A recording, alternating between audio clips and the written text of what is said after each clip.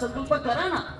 अवघ्या जगाचा उद्धार करण्याकरता तुमच्या माझ्या राजांनी या रायरेश्वरा किल्ल्यावर ज्या वेळी संकल्प केला, प्रतिज्ञा केली, ती स्वतःसाठी नव्हती माता, ती होती रयतेसाठी. तुमच्या माझ्यासारख्या अनाचार अत्याचाराने गंजलेल्या सर्वसामान्य जीवांचा उद्धार करण्याकरिता छत्रपतींनी प्रतिज्ञा केली होती. ज्या वेळेस तुम्ही आपल्या व्यक्तिगत इच्छेपासून समाजाच्या हिताच्या इच्छेकरता कोणताही संकल्प बाळगता, त्याच वेळेस तुमच्या संकल्पाचं काय होतं, तिथं विलीनीकरण होतं. मग तुकोबाराय सांगतात, ही संकल्पाची माया आहे ना, ती अशी विलीन करत जावा, जितकं शक्य तेवढे इतर समाजावर, इतर सर्व सजीवांवर काय करत जावा, उपकार करत जावा.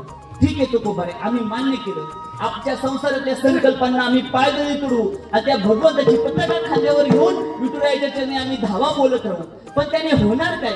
तुकोबाराय म्हणतात, तुम्ही कितीही म्हणलं ना की आम्हाला हा एक घर नको, आम्हाला हा बंगला नको, आम्हाला ही गाडी नको, आम्हाला ही पोरं पण नको, तरी पण प्रारब्धावश तुम्हाला ते प्राप्तच होणार आहे. तुम्ही कितीही त्याला पायदळी तोडून बाजूला निघून गेले तरी पण ते तुमच्या पदरी पडणारच आहे.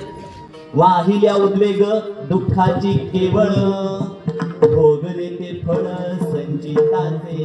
कालच आमच्या एका विद्यार्थिनीने मला एक वाक्य दाखवलं. एका पुस्तकामध्ये एक वाक्य असं होतं की जोपर्यंत प्रारब्ध संपन्न होत नाही तोपर्यंत माणसाला आत्महत्याही घडत नाही. जोपर्यंत तुम्हाला इथं भोगण्याचे प्रारब्ध संपत नाही ना, तोपर्यंत तुम्हाला मरण पण येत नाही. एक जण असाच मनुष्य होता. बायकोच्या त्रासाला कंटाळला, ससूनच्या त्रासाला कंटाळला, आपण ज्या ठिकाणी काम करतात तिथल्या मालकाच्या त्रासाला कंटाळला. म्हणला, अरे अरे ह्या जीवनामध्ये काहीच अंत नाही, या जीवनामध्ये जगायचंच कशाला, सुखच नाही, जिथं जाईल तिथं सगळं स्ट्रेस आहे, टेन्शन आहे, चिंता, आणि कायम आपल्याला अपमानाला सामोरं जावं लागते. म्हणजे आता काय करतात, मला आत्महत्याच करायची. म्हणला, घराच्या जेवते आपलं घर तर मजली नाही, मग काय करतात. तो गेला, कुठे गेला महाराज, तो ब्रिजवर गेला, रस्त्याच्या मोठ्या ब्रिजवर गेला आणि म्हणला आता इथून उडून खायची आणि जीवनाचा अंत करायचा.